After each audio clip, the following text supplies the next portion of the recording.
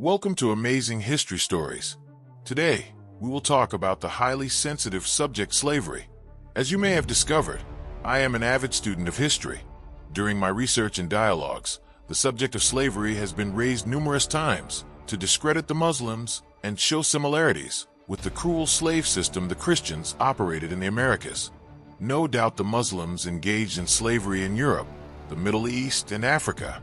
Before we start this journey, we must remain open-minded and try to contain our emotions. I am not trivializing or condoning slavery, however. I believe it is very important to go beyond the term slavery and explore the conditions of slavery under both systems. There is a stark difference worth noting. One must remember that not all words translate perfectly across languages and cultures. The Sultan or Caliphate calls himself a slave to Allah. It is similar to everlasting service or devotion, dedication, and commitment. Slavery has been greatly distorted to the point where most people believe only Africans were subjected to slavery. This is not the case at all. Slavery is a condition that has existed all over the world to all people. In fact, the word slave derives from Slavic and was the name for European slaves. During the Barbary Wars, the North African Muslims and Ottomans enslaved millions of Europeans after the fall of the Kingdom of Granada in Spain. Europeans were slaves for hundreds of years. Here is where the Christians have been more progressive than Islam. There are no slaves in the Americas. However, slavery still exists in certain Muslim countries, such as Mauritania and Libya. Let's talk about conditions. There are several very important conditions I will identify and give historical examples. 1. Christian slavery dehumanized people and saw the African as chattel, even branded them. The Christians would break up families and sell loved ones to different masters. The enslaved Africans had no rights. Africans were seen as animals or less. Slaves under Islam, however, is a state or condition and not whether someone is human. In other words, a working or living arrangement where the enslaved person is required to work for someone and take orders. In the Holy Quran, the Prophet Muhammad, peace be upon him, states that a master shall treat his slave like a member of his family. The slave should wear what the master wears and eat what the master eats at the same dinner table with the entire family. Despite these guidelines, we know that everyone did not adhere to these rules. Still, they were established and people had to try to live by them. In the Americas, it is well known that the Christians ate the best food, wore the best clothing, and separated their homes from the enslaved Africans. In Christianity, the Africans were powerless and stripped of their dignity. In Islam, there are numerous examples where slaves who served the Sultan, royal family, or other rich and powerful families could exercise power and influence over freed people. For example, there were slave armies. This is a hard concept to grasp. How can someone be a gun-carrying slave? If the master beats him, he could turn his gun on him. This intuitively tells you that the slave soldier was not mistreated. His movements were restricted, but he was not treated like the American slave. This was the case in Morocco with the Bukhari, in Egypt with the Mamluks, and in the Ottoman Empire with the Janissaries.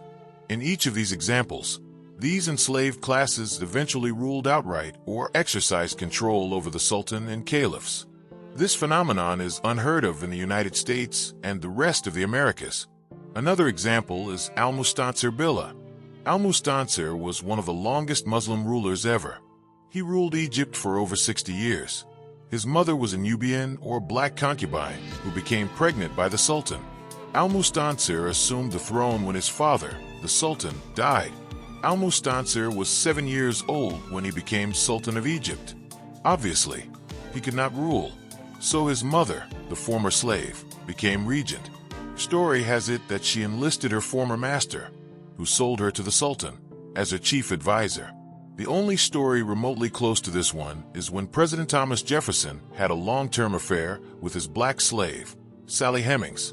Sally was a mulatto because her mother had an affair with her master. Sally had numerous children by Thomas Jefferson, however. They were not claimed and treated with class and respect like a child of a president should be treated. The history books memorialize their relationship because it lasted for decades and resulted in children. It is fitting to tell a well-known story amongst Muslims about the second Caliph Umar on his journey to Jerusalem. The people of Jerusalem initially thought that Caliph Umar's servant was the Caliph because he was riding the camel while Caliph Umar was walking beside him.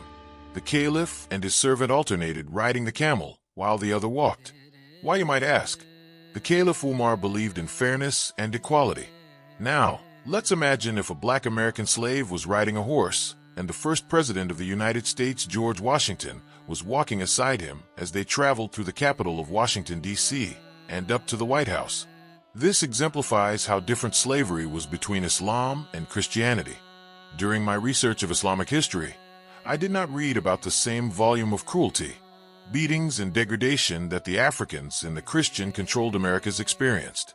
However, there is at least one exception in Islamic slavery that far exceeds the stories of slavery in the Americas: eunuchs. They were castrated and used as servants in the Sultan's harems. We cannot overlook this atrocity or rationalize it.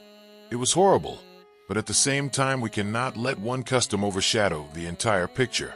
Lastly, the Muslims outright forbid the enslavement of another Muslim. If a slave converts and becomes Muslim, the slave must be emancipated and treated like a brother.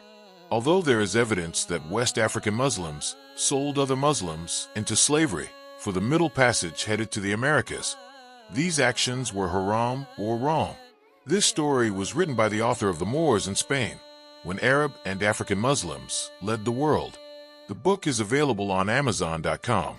Goodbye for now. See you in the next episode of Amazing History Stories. You don't want to miss the rise of the African American Caliph. It will be released on the United States national holiday, June 10th, which commemorates the end of slavery for African Americans.